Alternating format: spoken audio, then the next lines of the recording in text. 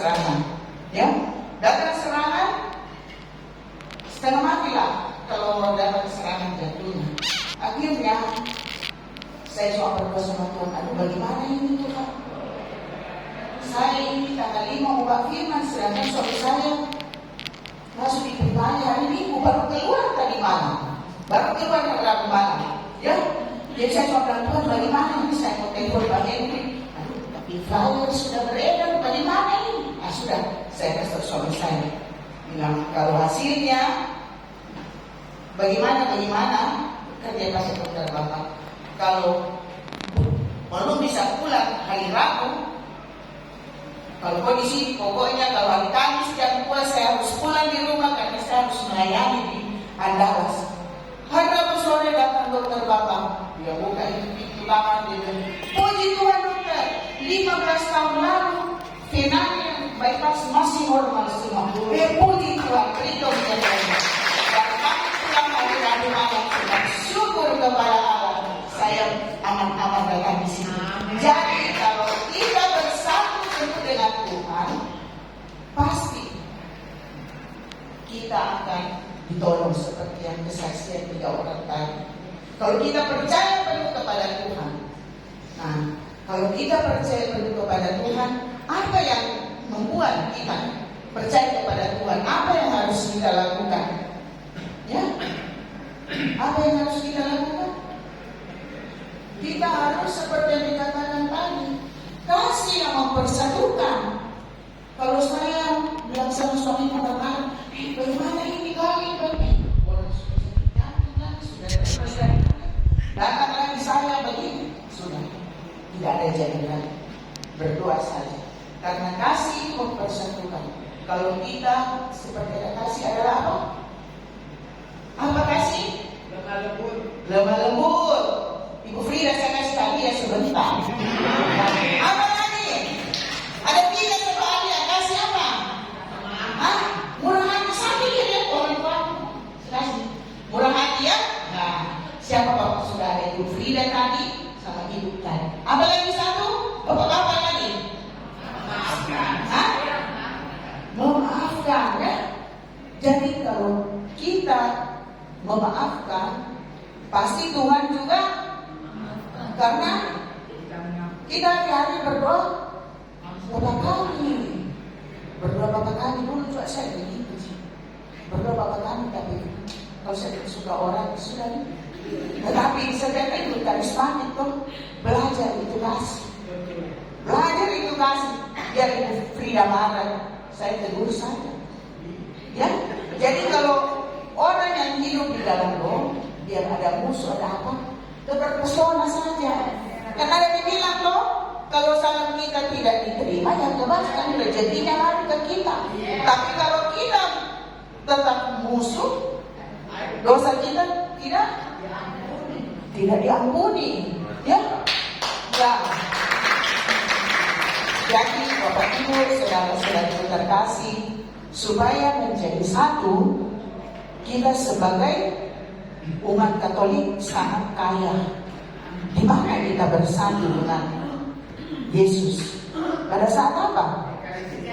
Pada saat Ekaristi. Tepuk tangan lagi. Semua lagi. Gereja itu.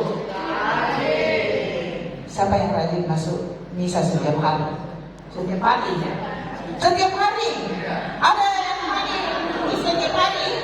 Ada? Ada yang bisa setiap hari di sini? Setiap minggu 1 kali semua ya. Puji Tuhan. Di mana kita terjadi?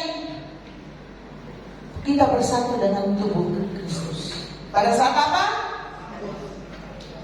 Pada saat apa? Itu nih kalau pastor konsekrasi langsung kali sebentar kau makan di mana? Doa syukur aja. Sebentar kita pulang tinggi di mana? Jadi kita bersatu dengan tubuh Kristus bukan pada saat komuni, memang bersatu, tapi konsekrasi. Konsekrasi Imam mengangkat anggur dan roti, itulah terjadi apa? Terjadi transubstansi. Apa? Nah, di saat itu roti dan anggur diubah menjadi tubuh Kristus. Jadi mulai sekarang kalau misa, kalau saat konsentrasi, fokus. Masalah apapun, penyakit apapun pasti dijawab saat ini. Yang penting kita betul-betul bersatu, ya. Pada saat konsentrasi, imam angkat roti dan anggur. Di situlah terjadi mujizat. Seperti Bapak bilang tadi. Coba nih, kalau tidak, stop lagi. Belum. Berarti belum fokus itu. Kalau kita fokus pada saat konsentrasi, di mana terjadi persatuan roti dan anggur, tubuh dan darah Kristus menjadi roti dan anggur menjadi tubuh dan darah Kristus. Disitulah terjadi transubstansiasi, ya, bukan transfigurasi, ya, supaya saya tidak salah sebut, saya mau baca dulu itu, supaya kita sebut di samping kiri kanan kita, karena susah sebut dari kami dari transubstansiasi.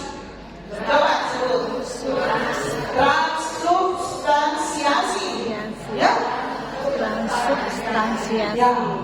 Jadi mulai sekarang kalau kita mengikuti Ekaristi, jangan kita jadikan Ekaristi itu sebagai kewajiban, ya.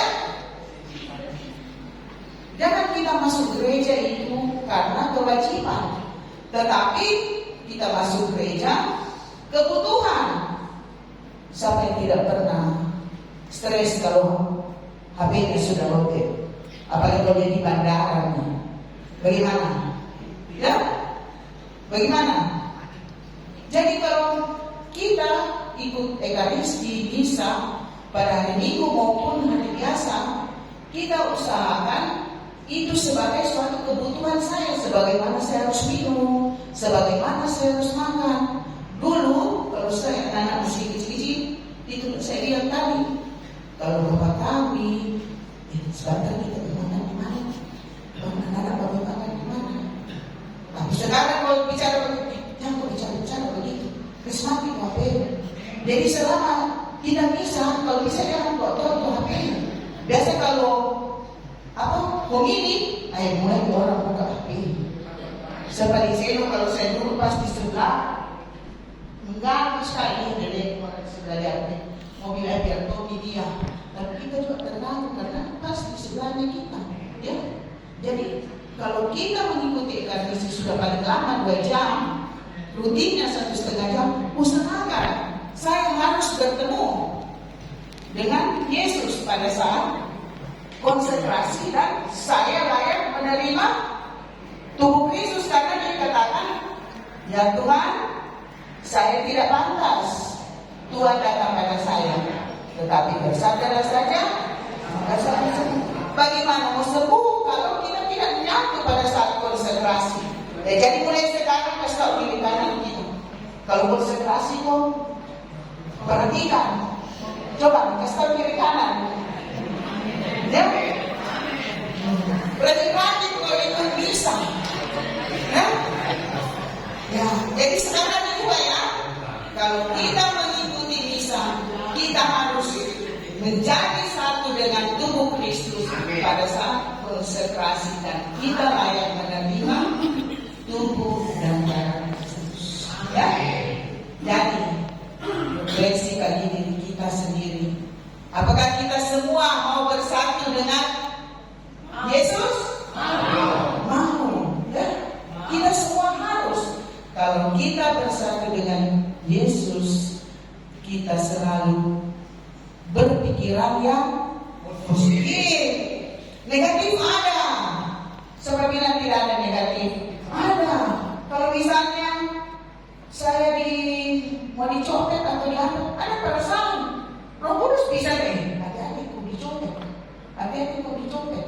Ada seperti begitu. Jadi segala sesuatu, kalau kita mau menyatu dengan Bapa di surga dengan Yesus, kita harus wujudnya kemana? Oh Ibu Frida, kalau saya mau menyatu dengan Tuhan